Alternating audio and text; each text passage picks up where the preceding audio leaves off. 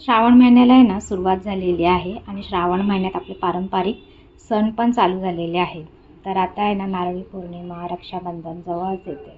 तर त्यानिमित्ताने आहे ना मी छान अशी आहे ना खोबऱ्याची वडी बनवणार आहे।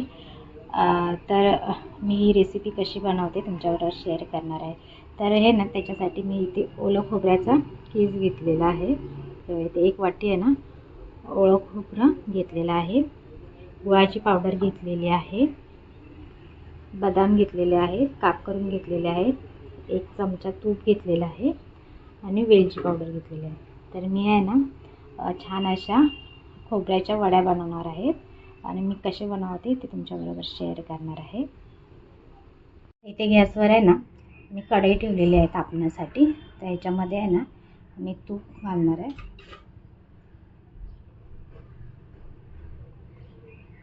तूप छान असं मेल्ट झालं ना की त्याच्यामध्ये नारळाचं कीस घालायचा। हे बघा,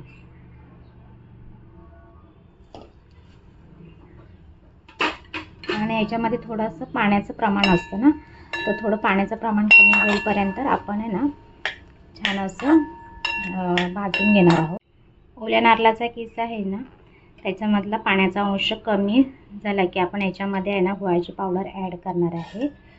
जास्त आपण करपवायचा नाही, पाण्याचा अंश कमी होईपर्यंत छान असं तुपामध्ये छान परतून घ्यायचा।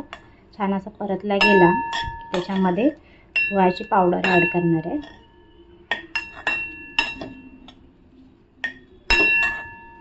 आता आपण याच्यामध्ये आहे ना गुळाची पावडर ॲड करणार आहोत। बघा,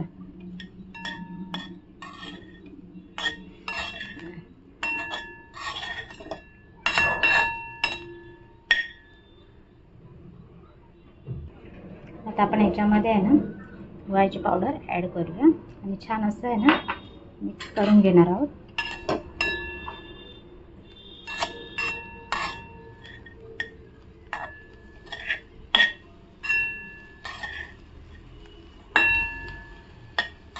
बघा, छान असं आहे ना आपण मिक्स करून घेऊया। हे बघा, छान असं आहे ना मिश्रण तयार झालेलं आहे। हे बघा, त्याच्यामध्ये आहे ना मी थोडा अजून तूप ॲड करणार आहे। थोडंसं अजून तूप ॲड केलेलं आहे। छान असं आहे ना मिक्स करून घेऊया आपण।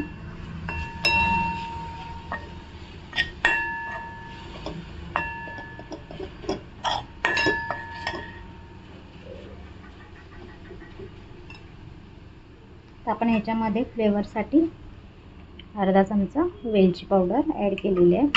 पण छान असं आहे ना मिक्स करून घेऊया आणि आपण आहे ना छान अशा वड्या थापून घेणार आहोत। हे आपलं मिश्रण आहे ना छान असं तयार झालेलं आहे।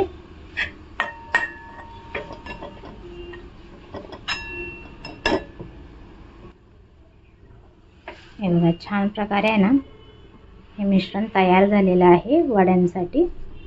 हे बघा, आता आपण आहे ना छान अशा खोबऱ्याच्या वड्या थापून घेणार आहोत, एका प्लेटमध्ये काढून घेणार आहे। हे बघा, अशा प्रकारे आपलं आहे ना छान असं वडीचं हे मिश्रण तयार झालेलं आहे। हे बघा, दिसायला पण किती छान दिसतंय ना। आपण गॅस आहे ना बंद करणार आहे। आपलं हे मिश्रण तयार झालेलं आहे ना, तर गॅस आपण बंद करूया। गॅस बंद केलेला आहे आणि आता एका प्लेटमध्ये काढून घेणार आहे। हे बघा, आता हे मिश्रण काढण्याच्या अगोदर आहे ना मी या डिशला आहे ना प्लेटला छान अशी आहे ना तूप लावणार आहे।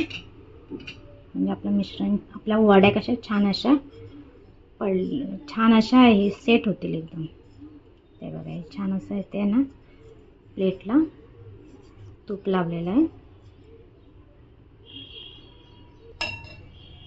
आता आपण हे मिश्रण आहे ना एका प्लेटमध्ये हे बघा काढून घेऊया। हे मिश्रण छान असं आहे ना आता सेट करून घेणार आहे चमचेच्या साहाय्याने।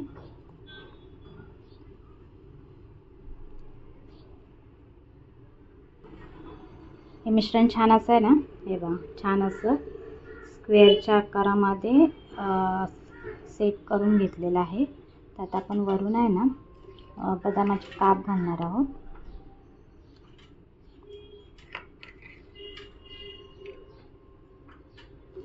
ते पण छान असे आहेत ना, प्रेस करून घेऊया.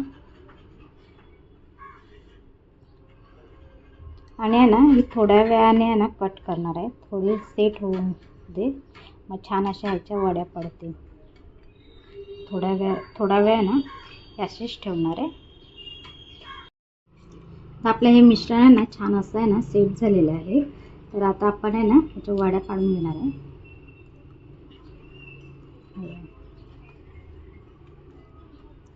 छान अशा आहेत ना वड्या पाडून घेऊया.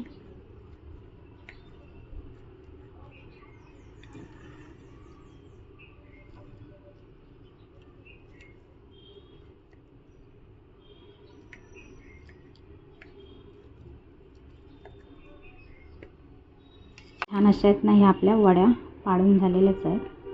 हे बघा अशा प्रकारे आहेत ना आपल्या ह्या नारळाच्या वड्या तयार झालेल्या आहेत. हे बघा अशा छानपैकी तयार झालेल्या आहेत वड्या. या नारळी पौर्णिमेला, रक्षाबंधनला तुम्ही पण अशाच प्रकारे छान नारळाच्या वड्या करून बघा, तुम्हाला पण आवडतील. आणि माझ्या चॅनलला सबस्क्राईब केलं नसेल अजूनही तर चॅनलला सबस्क्राईब करा, लाईक करा. आणि आता आपण भेटूया नेक्स्ट व्हिडिओमध्ये नवीन रेसिपीज सहित.